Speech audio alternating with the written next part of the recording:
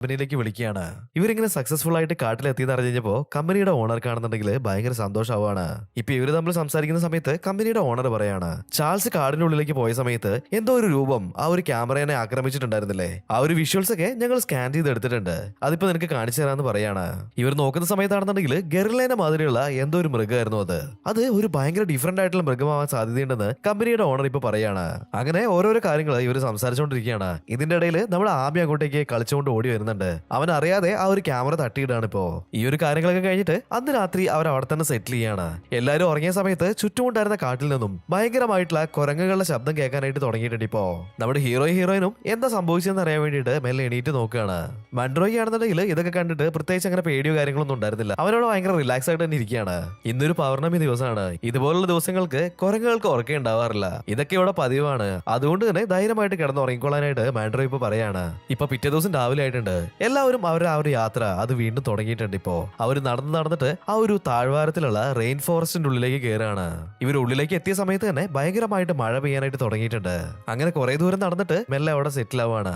എന്നാൽ ഇതിന്റെ ഇടയിൽ അതിശക്തമായിട്ട് പെയ്തിട്ടുണ്ടായിരുന്ന ആ ഒരു മഴയില് ഇവരുടെ ഒന്ന് രണ്ട് ടെന്റുകളൊക്കെ ഒലിച്ചു പോവാണ്. ഇപ്പൊ നമ്മൾ ആമീനെ നോക്കുകയാണെന്നുണ്ടെങ്കിൽ പുള്ളിക്കാരൻ രാവിലെ എണീറ്റ് വന്നിട്ട് അവിടെ ഉണ്ടായിരുന്ന ഒരു പെട്ടിയൊക്കെ തുറന്ന് അതിന്റെ ഉള്ളിൽ നിന്നും ഇപ്പൊ വാഴപ്പഴം കഴിച്ചുകൊണ്ടിരിക്കുകയാണ്. നമ്മുടെ ഹീറോ അവന്റെ ടെന്റിൽ നിന്ന് എണീറ്റിട്ട് എന്തൊക്കെയോ ഒച്ചയും വിളിയൊക്കെ ഉണ്ടാക്കിയിട്ട് ഓടി വരികയാണ്. എന്തോ ഒരു പ്രാണി എന്റെ ശരീരത്തിലേക്ക് കയറിയിട്ടുണ്ടെന്നൊക്കെ അവനിപ്പോ മെൻട്രോനോട് പറയാണ്. അത് കണ്ട സമയത്ത് തന്നെ അവന് മനസ്സിലാവുന്നുണ്ട് ഈ ഒരു കാട്ടിലുണ്ടാവുന്ന അട്ടയായിരുന്നു അത്. ഇപ്പൊ മെൻട്രോ വലിച്ചോണ്ടിരുന്ന ആ ഒരു ചുരുട്ട് കൊടുക്കുകയാണ്. ചൂട് വെച്ചിട്ടുണ്ടെന്നുണ്ടെങ്കിൽ അത് പോയിക്കോളെന്ന് പറയാണ്. ഇങ്ങനെ തമാശയൊക്കെ പറഞ്ഞിട്ട് ഇവരെ മെല്ലെ തിരിഞ്ഞു നോക്കുന്ന സമയത്താണെന്നുണ്ടെങ്കിൽ നമ്മുടെ സയന്റിസ്റ്റ് ആയിട്ടുള്ള ഹീറോയിന്റെ തൊട്ട് പുറകിലായിട്ട് 2 രൂപ അവിടെ നിൽക്കുന്നതായിട്ട് ഇവർ കാണുന്നുണ്ട്.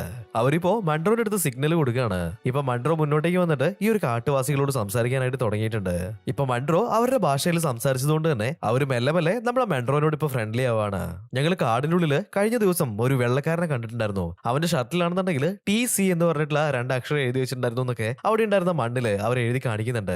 ഇത് കേട്ട് കഴിഞ്ഞപ്പോ നമ്മുടെ ഹീറോയിൻ പറയാണ്, TC എന്ന് പറഞ്ഞിട്ടുണ്ടെന്നുണ്ടെങ്കിൽ ട്രാഫിക് കോം എന്നാണ് അതിന്റെ അർത്ഥം. അതായത് ഞങ്ങൾ ജോലി ചെയ്യുന്ന ആ ഒരു കമ്പനിയുടെ പേരാണ് TC എന്നുള്ളത്. അങ്ങനെയാണെന്നുണ്ടെങ്കിൽ തീർച്ചയായിട്ടും ഞങ്ങളുടെ ആ ഒരു ടീമിനെ ഇവർ കണ്ടിട്ടുണ്ടാവുന്നൊക്കെ അവളിപ്പോ പറയാണ്. അങ്ങനെ ഇവര് കണ്ടിട്ടുള്ള ആ ഒരാളെ തെരഞ്ഞിട്ട് അവർ പോവാണ്. ചെന്ന് നോക്കുന്ന സമയത്താണെന്നുണ്ടെങ്കിൽ ഒരാള് നിലത്ത് അങ്ങനെ കിടക്കുന്നുണ്ടായിരുന്നു. അവന് ചുറ്റുമായിട്ട് ഒരുപാട് ആദിവാസികള് അങ്ങനെ എന്തോ ഒരു പൂജയോ കാര്യങ്ങളൊക്കെ ചെയ്തുകൊണ്ടിരിക്കുകയാണ്. ഇവരെന്താണ് ചെയ്യുന്നതെന്നുള്ളത് നോക്കുകയാണെന്നുണ്ടെങ്കിൽ നിലത്ത് കിടക്കുന്ന ആള് അനക്കമേ ഇല്ലാതെ ഇങ്ങനെ കിടക്കുകയാണ്. അതുകൊണ്ട് തന്നെ ഇവന്റെ ശരീരത്തിൽ നിന്നും പുറത്തു പോയിട്ടുള്ള ആ ഒരു ആത്മാവിനെ തിരിച്ചു ബോഡിയിലേക്ക് കൊണ്ടുവരാനായിട്ടുള്ള പൂജയാണ് ഇവർ ചെയ്തുകൊണ്ടിരിക്കുന്നത് എന്ന് പറയുന്നുണ്ട്.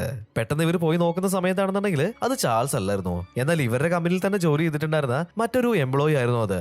ഇവരെന്തൊക്കെ ചെയ്തിട്ടും അവനൊന്നും പറയുന്നുണ്ടായിരുന്നില്ല. ഇതേ സമയത്ത് തന്നെ ആമി അങ്ങോട്ടേക്ക് വരുന്നുണ്ട്. കുറച്ചു നേരത്തിന് ശേഷം ബോധം പോയിട്ട് കിടക്കുന്നുണ്ടായിരുന്ന ഇവൻ മെല്ലെ കണ്ണു തുറക്കുകയാണ്.